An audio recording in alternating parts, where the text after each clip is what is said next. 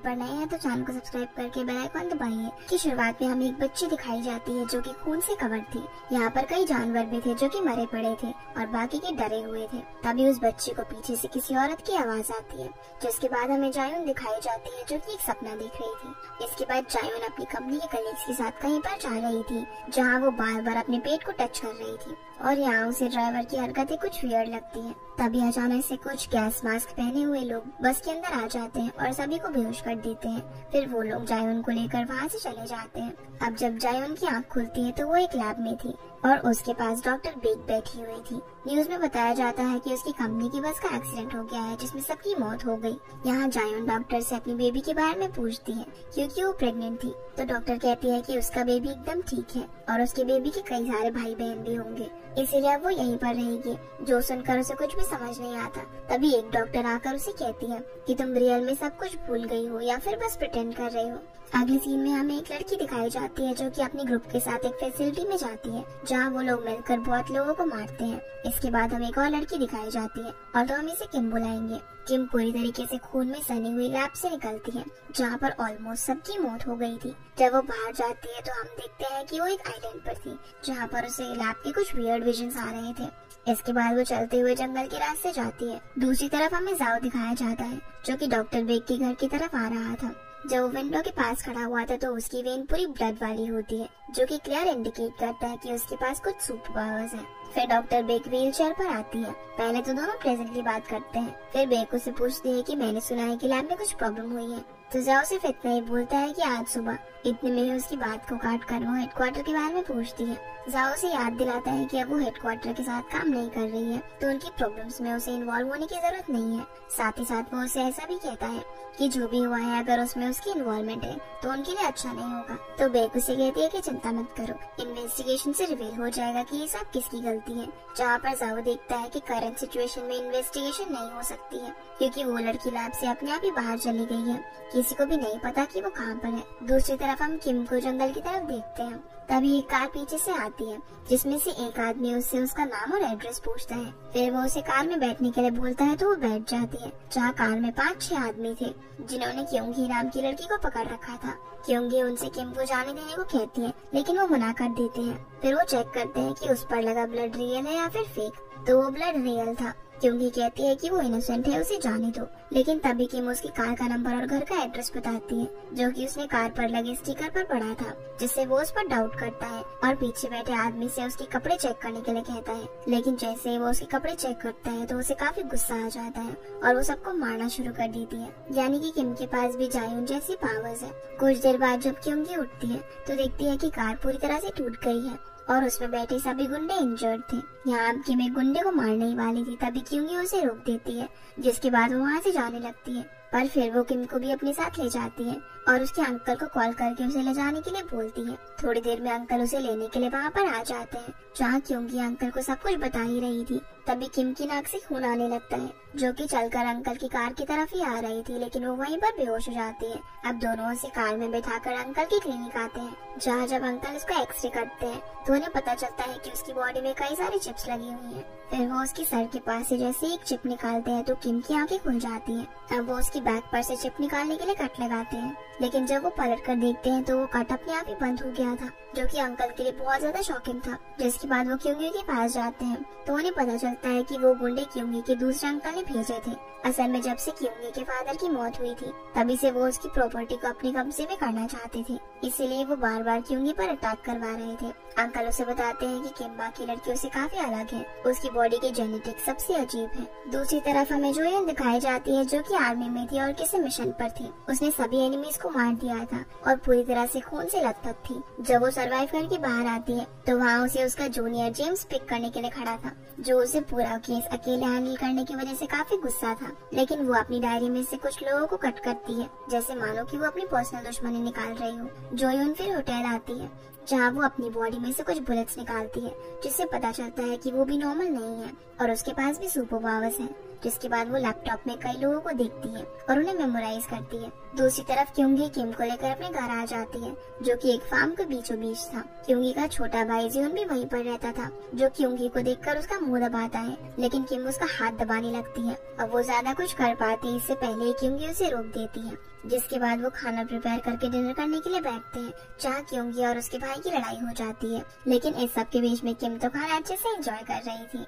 फिर क्योंकि उसे उसका रूम दिखाती है और रेस्ट करने के लिए बोलती है। साथ ही साथ वो उसे कुछ कपड़े भी पहनने को दे देती है, जिससे किम बहुत खुश होती है। अगले सीन में जोयून और जेम्स डॉक्टर बेक के घर में थे, जहाँ पर बेक उसे लैब में जो कुछ भी हो उसके बारे में बताती है। साथ ही साथ ये भी कि जियोन नाम की एक लड़की का 1 महीने से कुछ भी पता नहीं चल रहा है और उसकी फोटोज लैब में दिखाई जाती है। फिर बेक जोयून से किम को ढूंढने के लिए कहती है, क्योंकि वो बाकियों से बहुत ज्यादा स्ट्रॉन्ग है, लेकिन उसकी वीकनेस भी है। तब डॉक्टर के बताने से पहले ही जोयून कहती है कि उसे जिंदा रहने के लिए लैब की ड्रग्स की जरूरत पड़ती है, जिस पर बेक हाँ बोलती है। असल में जोयून तो इस सब में नहीं पढ़ना चाहती थी, लेकिन 10 साल पहले डॉक्टर बेक ने उसकी मदद की थी, इसीलिए वो भी उसकी हेल्प करने के लिए रेडी हो जाती है। फिर बेक उसे एक ट्रैकर देती है, जिससे वो किम के चिप के थ्रू उसे ट्रैक कर सके।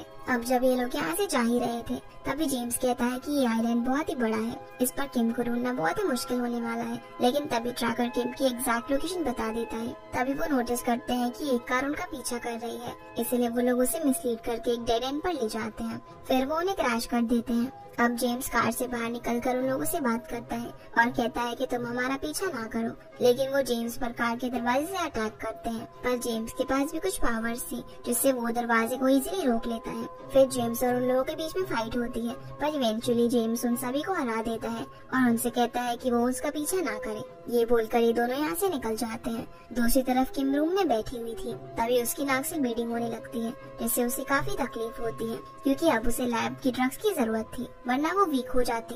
तभी उसे बाहर से कई आवाजें आती हैं और जब वो बाहर जाकर देखती है तो वहाँ पर कार से कई सारे लोग आ रहे थे, जिनसे खुद को प्रोटेक्ट करने के लिए क्योंकि गन लेकर खड़ी हो जाती है। और हमें पता चलता है कि ये कोई और नहीं बल्कि क्योंकि के अंकल गैन और उनके गुंडे हैं। वो ये चाहते थे कि क्योंकि जमीन को उनके नाम करके यहाँ से चली जाए, और ये उनका फैमिली मैटर था, इसीलिए पुलिस भी उनकी हेल्प करने के लिए वहाँ पर नहीं आएगी। फिर वो बोलता है कि तुम्हारे फादर को मरे हुए भी अब काफी टाइम हो गया है, इसीलिए अब इस जमीन को मुझे दे दो। क्यों बोलती है कि मेरे फादर को भी तुम नहीं मारा और तुमने हमें काफी टॉर्चर किया। तभी जियोन भी बाहर आ जाते हैं और वो क्यों के पास जाने की कोशिश करता है, लेकिन गुंडे उसे पकड़ लेते हैं और वो लोग उन्हें थ्रेटन करने लगते हैं। गैन अब यहाँ पर उसे एक कॉन्ट्रैक्ट देता है और उसे उस पर साइन करने को कहता है, जिसके लिए क्यों एग्री नहीं होती और वो गैन की इंसल्ट करती है, तो एक गुंडा उसे मारता है। अब जब जियोन उसे बचाने के लिए आता है तो गुंडा उसे भी मारता है। जब गैन के कहने पर एक गुंडा क्यों को मारने वाला था, तभी उन्हें किम छत पर दिखाई देती है, तो वो लोग उसे नीचे उतरने को बोलते हैं और वो जंप लगाकर नीचे आती है, जिसे देखकर सभी लोग डर जाते हैं,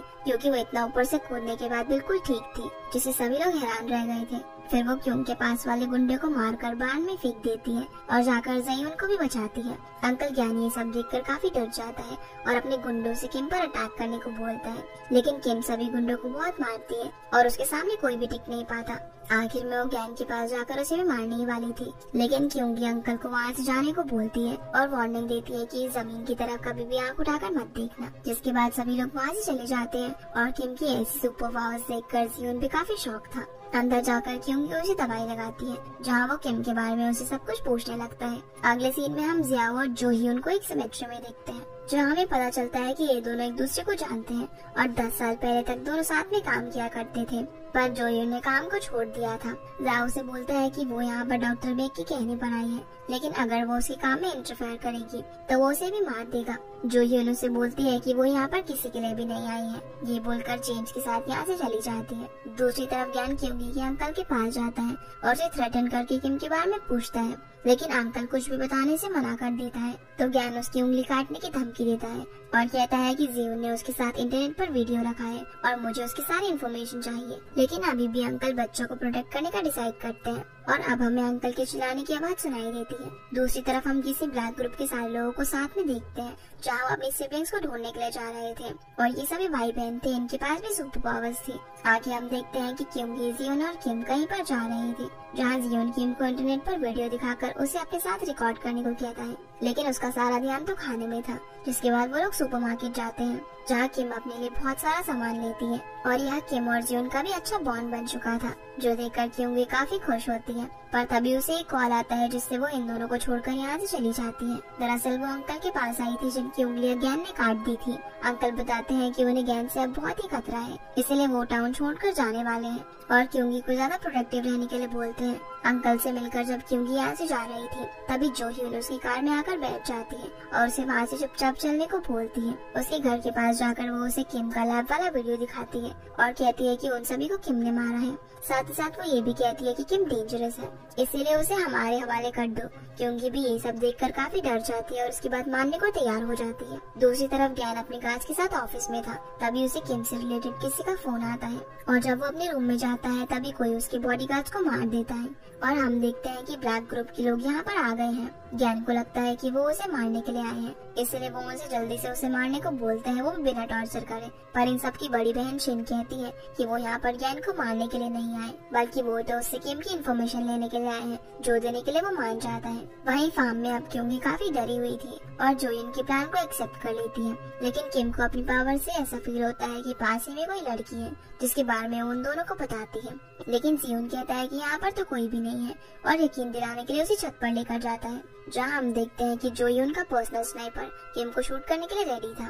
साथ ही उनके घर के बाहर गैन फिर से आ जाता है, जिससे किम भी गन लेकर बाहर आती है, लेकिन इस बार वो बिना कुछ भी सोचे समझे उसे शूट कर देती है। ठीक उस समय पर स्नाइपर भी किम को शूट कर देता है, जिससे पूरा घर डिस्ट्रॉय हो जाता है। जहाँ जियोन अपनी मरी हुई बहन को देखकर बहुत ही अपसेट हो जाता है और रो रो कर गैन को कर्ज करने लगता है, लेकिन गैन उसे भी मारने की धमकी देता है। तभी यहाँ ब्लैक ग्रुप और जोह्यून के लोगों में फाइट हो जाती है और क्योंकि इन दोनों के पास ही सुपर पावर्स थी तो इसीलिए फाइट कुछ ज्यादा ही इंटेंस थी। इसी बीच जब गैन जियोन को शूट करने वाला था तभी वहाँ पर जोह्यून आ जाती है और उसे ही शूट कर देती है। साथ ही उन्हें ये भी पता चल जाता है कि किम वहाँ पर नहीं है। इसी बीच जब ये सब देखकर गैन के लोग यहाँ से जाने का ट्राई करते हैं तो शिन अपनी पावर्स का यूज करके फैंस को हवा में उड़ा देती है और सभी को उसे साफ करके मार देती है। जेम्स और जोह्यून भी उन्हें शूट करने लगते हैं और अपनी पावर्स का यूज करके उनकी बुलेट को डॉज करते हैं।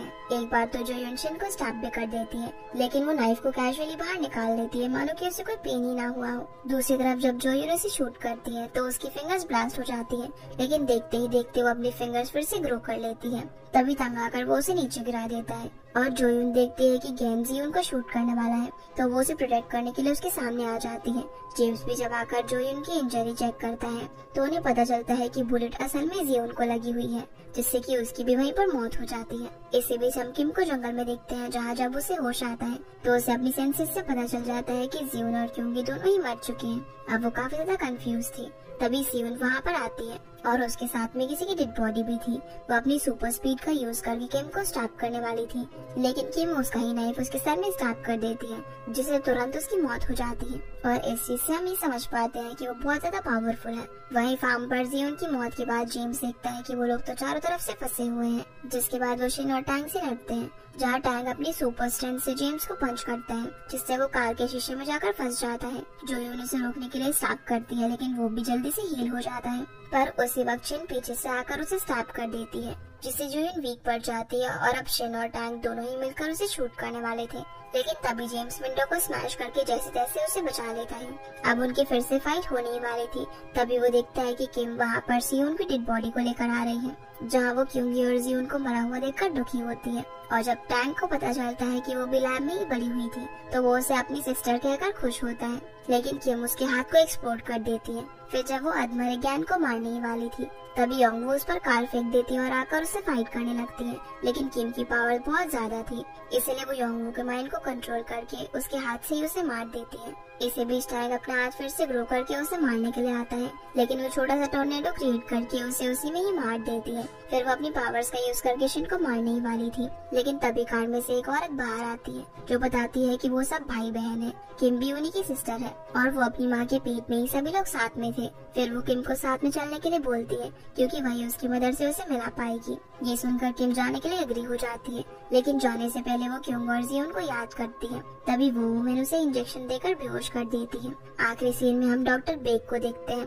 जिन्हें पता चलता है कि टीम को किम मिल गई है और उसे लेकर वो लोग लैब में वापस आ गए हैं। यहाँ हमें लैब के अंदर जियोन भी दिखाई जाती है और इसी के साथ ही मूवी यहीं पर खत्म हो जाती है। तो गाइस ये थी इस फिल्म की कहानी। अब जरा इस मूवी के कंक्लूजन के बारे में बात कर लेते हैं। तो इस पार्ट में अगर देखा जाए तो फर्स्ट पार्ट से स्टोरी काफी कम मिलती है और इस पार्ट में कई सारे नए कैरेक्टर्स भी इंट्रोड्यूस किए जाते हैं। जैसे कि किम जो कि उस लैब से भाग आती है जिसे ब्लैक ग्रुप डिस्ट्रॉय कर रहा था, और इस ब्लैक ग्रुप का लीडर होता है नोबलमैन, जैसे कि हमने पिछले पार्ट में भी देखा था। पर ये सभी लोग किम के भाई बहन कैसे हुए इस बारे में हमें कुछ भी नहीं बताया गया। इसके अलावा हमने डॉक्टर बिग को भी देखा जो कि अब रिटायर्ड हो चुकी है, लेकिन वो कैसे बच गई इसके बारे में भी हमें कुछ नहीं बताया गया। तो शायद ये सारे डॉट्स थर्ड पार्ट में जाकर कनेक्ट होंगे, क्योंकि इस वाले पार्ट में जियोन का अपीयरेंस काफी कम था, और क्योंकि ये पूरी स्टोरी तो उसी से शुरू हुई थी, तो शायद थर्ड पार्ट में स्टोरी उसी पर खत्म होगी। इस पार्ट में तो सिर्फ हमने इतना देखा कि सभी लोग किम के पीछे लगे हुए हैं और वो कुछ भी करके सिर्फ उसे चेज करना चाहते हैं, जैसे कि फर्स्ट पार्ट में सभी लोग जियोन को चेज करना चाहते थे।